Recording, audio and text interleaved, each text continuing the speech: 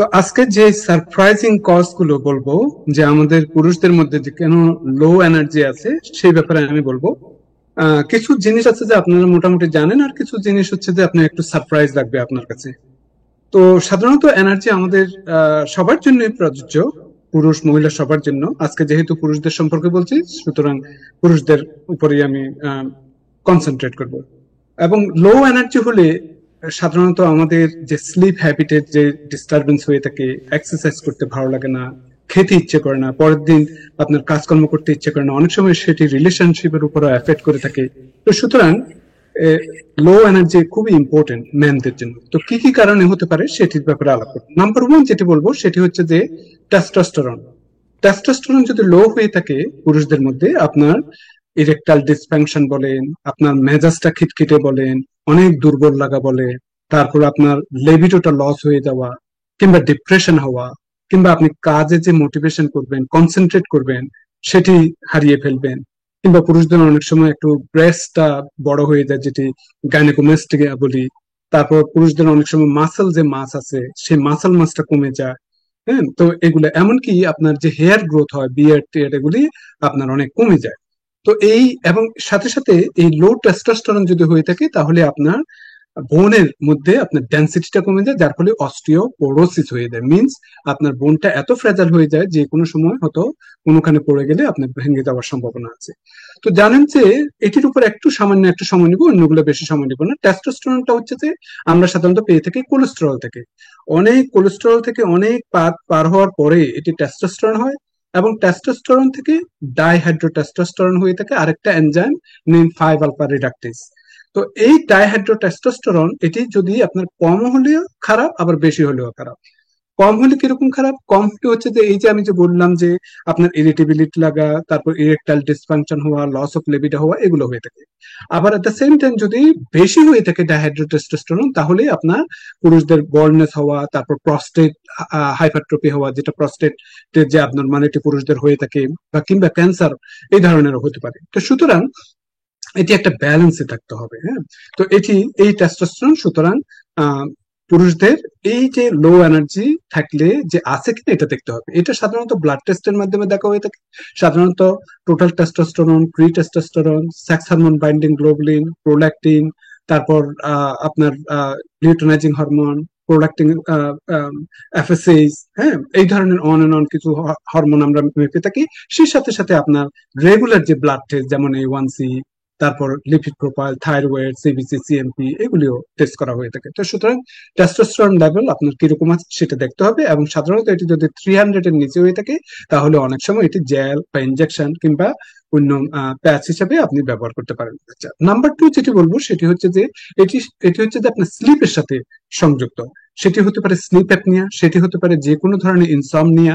হ্যাঁ, যদি স্লিপের যদি ডিস্টারবেন্স হয়ে থাকে, তাহলে আপনি দেখবেন আপনি পরের দিন আপনি খুবই ইরিটেবল ফিল করবেন, কনসেন্ট্রেট করতে পারবেন না, এরকম আছে। তো স্লিপ অ্যাপনিয়াটা হচ্ছে যে সবচেয়ে বেশি ইম্পর্টেন্ট। স্লিপ অ্যাপনিয়া সবচেয়ে বেশি ডায়াগনোজ করতে পারে ডাক্তারদেরও আগে আপনার যে পার্টনার, স্পাউস, যিনি শুয়েছেন আপনার সাথে, সেই বলতে পারবেন যে আপনি বেশি জোরে নাক ডাকছেন কিনা, হ্যাঁ, এই ধরনের লাউড স্নোরিং করছে কিনা, কিংবা রেস্টলেস স্লিপ করছেন কিনা, কিংবা এই ধরনের কিছু হলে আপনার হয়তো অনেক সময় একটা কোশ্চেন মার্ক দিতে পারেন যে হয়তো স্লিপ অ্যাপনিয়া হতে পারে। তাছাড়া যাদের ওবেসিটি আছে, যাদের নেকটা একটু বেশি 18 সেন্টিমিটারের উপরে বা 18 ইঞ্চির উপরে, তখন তাদের ক্ষেত্রে হয়তো স্লিপ অ্যাপনিয়া আছে কিনা এটা বিভিন্ন ধরনের স্টাডি করে দেখা যেতে পারে। তো এই স্লিপ অ্যাপনিয়া হলে আপনি অবশ্যই শুধু যে ফ্যাটিক ফিল করবেন শুধু তা নয়, ডিফিকাল্টি কনসেন্ট্রেট করবেন যে শুধু তা নয়, এছাড়াও আপনার যে ফরগেটফুলনেস হয়, anxiety, depression, irritability, mood swing, এই ধরনের হতে পারে। তো সুতরাং এটিও একটা লো এনার্জির একটা কারণ। নাম্বার থ্রি যেটি আমি বলবো সেটি আপনাদের কাছে অনেকটা সারপ্রাইজিং হবে। এটি হচ্ছে যে heavy metal accumulation in the body. Heavy metal গুলো কি আমাদের শরীরে, যেমন lead, platinum, cadmium, mercury, aluminium, nickel, হ্যাঁ, ইউরেনিয়াম, এগুলো কিন্তু বাড়িতে যদি আপনার অ্যাকুমুলেট হয়ে থাকে, তখন আপনার এই ধরনের ফ্যাটিক হবে। এবং এগুলি কিভাবে আপনার যে এগুলি হয়ে থাকে, সাধারণত বিভিন্ন ধরনের মিনারেল ডেফিসিয়েন্সি, ভাইটামিন ডেফিসিয়েন্সি হলে তাহলে আপনার এই ধরনের হেভি মেটাল গুলো আপনার অ্যাকুমুলেট হয়ে থাকে ইন দ্য বডি। এবং এটি আপনি কিভাবে জানবেন? এটি সেল অ্যানালাইসিস, হেয়ার অ্যানালাইসিস করলে আপনি এটি কিন্তু বুঝতে পারবেন যে আপনার হেভি মেটাল অ্যাকুমুলেশন আছে কিনা, তাহলে আপনার এই ফ্যাটিকনেসেরও একটা কারণ। আরেকটা হচ্ছে যে এটি আপনারা সবাই হয়তো জানেন, ভাইটামিন এবং মিনারেল ডেফিসিয়েন্সি। বিভিন্ন ধরনের ভাইটামিন আমাদের শরীরে যে আছে, মিনারেল আছে, সেগুলি কিন্তু একটা ব্যালেন্স থাকতে হয়। যেমন কিছু না বললেই নয়, যেমন ভাইটামিন ডি। ভাইটামিন ডি এখন খুবই পপুলার। ভাইটামিন ডি আপনার রোগ প্রতিরোধ ক্ষমতা বাড়ায়, আপনার যে মুডকে ভালো রাখে, আপনার ইমিউন সিস্টেমকে ভালো রাখে। তো সুতরাং ভাইটামিন ডি আপনার আছে কিনা, কিংবা ভাইটামিন ডি না থাকলে সেরকম ভাইটামিন ডি ফোর্টিফাইড বিভিন্ন ধরনের ফ্রুটস বা ডেইরি প্রোডাক্ট এগুলো খেতে পারে। এছাড়া ম্যাগনেসিয়াম বা ম্যাঙ্গানিজ জাতীয় যদি খাবারও খেতে হবে, কারণ এই ম্যাগনেসিয়াম বা ম্যাঙ্গানিজ যদি কম হয়ে থাকে তাহলে আপনার শরীরে আপনার অনেক দুর্বল ভাব হতে পারে। আরেকটা যেটি বলবো সেটি হচ্ছে ফুড সেন্সিটিভিটি। এটি হয়তো অনেকের হয়তো জানা নাই।